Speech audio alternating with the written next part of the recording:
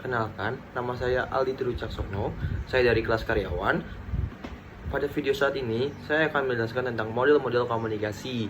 Salah satu konsep yang penting untuk membantu kita memahami bagaimana pesan disampaikan dan diterima dalam proses komunikasi, yaitu model komunikasi dibuat untuk mempermudah kita memahami proses komunikasi yang sebenarnya kompleks. Secara umum, model komunikasi dibagi menjadi 3 jenis utama, yaitu model linear, yaitu satu arah.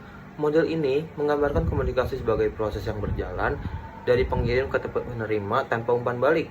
Contohnya adalah model Shannon dan Weaver pada tahun 1949. Dalam model ini ada 5 komponen utama, yaitu sumber, pengirim, saluran, penerima, dan tujuan. Dan bisa terganggu oleh noise, yaitu gangguan. Misalnya, ketika guru berbicara di depan kelas, tapi murid tidak mendengarkan jelas karena suara kendaraan di luar, itu contoh gangguan. Yang kedua, model interaksional, yaitu dua arah. Model ini menambahkan unsur feedback atau umpan balik.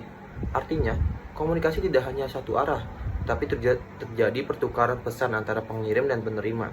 Contohnya adalah model scream, di mana pengirim dan penerima saling bertukar peran. Misalnya, saat kamu berbicara dengan teman, lalu dijawab atau mengangguk, itu feedback. Yang ketiga, mode transaksional, yaitu simultan.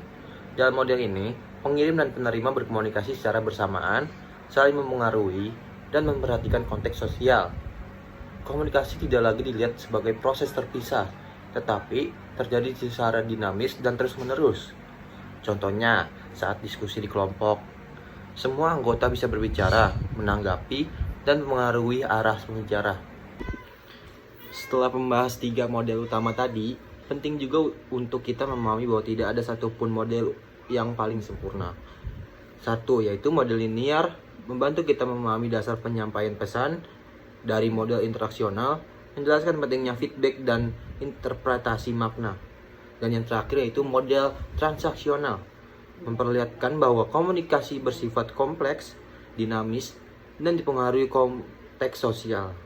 Dalam dunia komunikasi modern, seperti media sosial, podcast, atau komunikasi digital, ketiga model ini bisa bercampur. Misalnya, saat seseorang membuat konten di TikTok, yaitu model linear, lalu penonton memberikan komentar, yaitu interaksional, dan terjadi diskusi di kolom komentar, yaitu transaksional.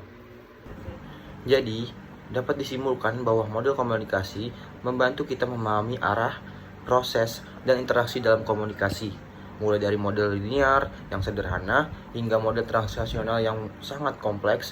Tetapi setiap model punya kelebihan dan kekurangannya, tergantung pada situasi komunikasi yang terjadi. Oke, terima kasih. Saya Aldi Trucaksono. Semoga penjelasan ini bisa membantu teman-teman memahami model-model komunikasi dengan lebih mudah.